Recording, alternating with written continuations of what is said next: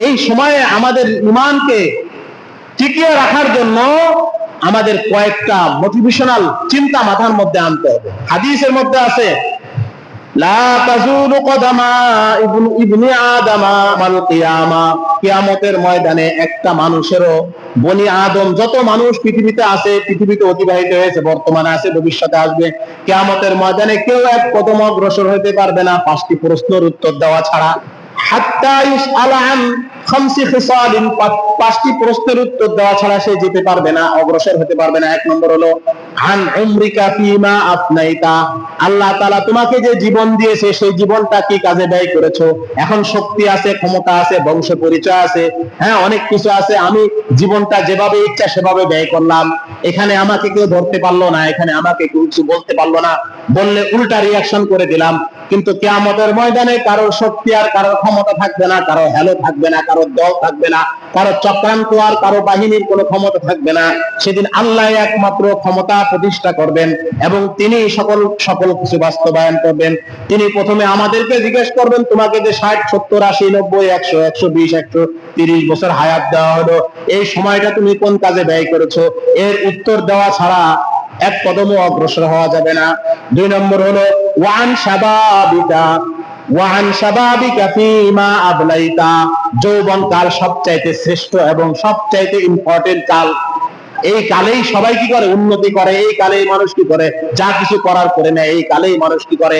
সে career গড়ে। এই যৌবন কাল, এটা হচ্ছে সবচাইতে দামি কাল। সবার কাছে যৌবন কাল দামি, রাজনৈতিক নেতাদের কাছে যৌবন কাল দামি। এই জন্য তো একদল ছাত্র দল বানাইছে, একদল ছাত্রলীগ বানাইছে, একদল ছাত্র শিবির বানাইছে, একদল ছাত্র আন্দোলন বানাইছে। সবাই যুবকদের নিয়ে কি করে? আশা ভরসা করে। যুবকরা হলেও কান, বুঝে আসছে? এই জন্য আল্লাহ রাসূল বলতেছেন, এই যৌবন কাল তুমি ভালো কাজে ব্যয় করেছো না খারাপ কাজে ব্যয় করেছো? আল্লাহর হুকুম পালনের মাধ্যমে ব্যয় করেছো। বুড়া কাল তো এমনি ইবাদত করে, যখন বুড়া হয়ে যায় সমাজে তাদের গুরুত্ব কমে যায়। আনন্দ ফুর্তি, তারপরে উৎসব, নানান আনন্দ, নানান আয়োজনের মধ্যে তাদের গুরুত্ব কমে যায়। তো তারা চিন্তা করে আমাদের তো এখন ইবাদত করা ছাড়া উপায় নেই, তারা বাধ্য ইবাদত করে। কিন্তু যৌবন কালে নানান বাধা বিপত্তি থাকে, শয়তানের ডাক থাকে, কাফেরদের ডাক থাকে, হিন্দুত্ববাদীর ডাক থাকে, খ্রিস্টবাদের ডাক থাকে, নাস্তিকবাদের ডাক থাকে। সব কিছুকে এড়িয়ে আল্লাহর এক তাওহীদের দিকে চলে আসা, এটা বহুত বড় জিহাদ, বহুত বড় প্রচেষ্টা।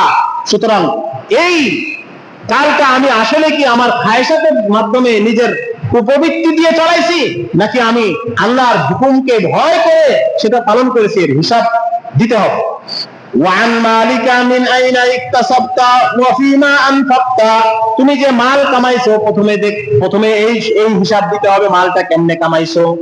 সুদের মাধ্যমে না ঘুষের মাধ্যমে, না ধোঁকাবাজির মাধ্যমে, না মিথ্যাবাজির মাধ্যমে, নাকি ফিটিংবাজির মাধ্যমে, নাকি দালালের মাধ্যমে, নাকি মালকে মাপে কম দেওয়ার মাধ্যমে, না ভালো মাল খারাপ মালকে ভালো মাল বলে বিক্রয়ের মাধ্যমে, কিভাবে কামাইছো এটার হিসাব দিতে হবে।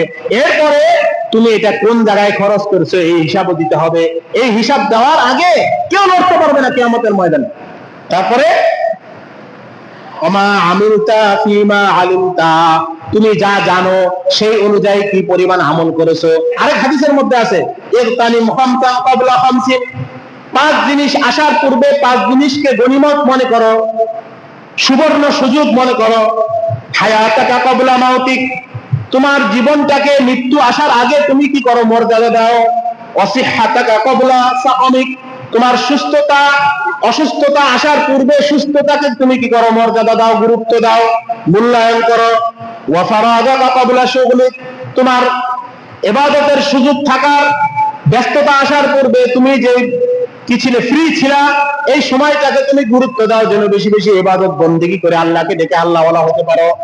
ও ওয়াশাবাবাকা ক্বাবলা হারামিক, বুড়া হয়ে যাওয়ার পূর্বে তোমার যৌবন কালকে তুমি মূল্যায়ন করো, যেখানে সেখানে নেশা, মদ, গাঁজা আর আড্ডাবাজি আর শরীর নষ্ট, জীবন নষ্ট আর সব ক্যারেক্টার নষ্ট করার পিছনে তোমায় কি এটাকে ব্যয় করো না, বরং কি করো? তুমি তোমার বৃদ্ধকাল আসার পূর্বে তোমার যৌবন কালকে তুমি কি করো? মূল্যায়ন করো। ওয়াগিনাকা ক্বাবলা ফাকরিক, এখন টাকা আছে আর উড়াইতেছে আর আল্লাহর নাফরমানির কাজে ব্যয় করতেছে।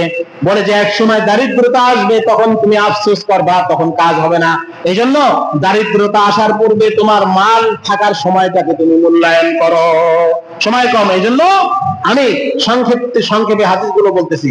আরেকটা হাদিসের মধ্যে আছে সাবাতুন ইউযিল্লুহুমুল্লাহু ফি যিল্লিহি, কিয়ামতের ময়দানে আল্লাহ তাআলা 7 শ্রেণীর মানুষকে ছায়া দিবেন, যেদিন আল্লাহর আরশের ছায়া ব্যতীত আর কোনো ছায়া থাকবে না।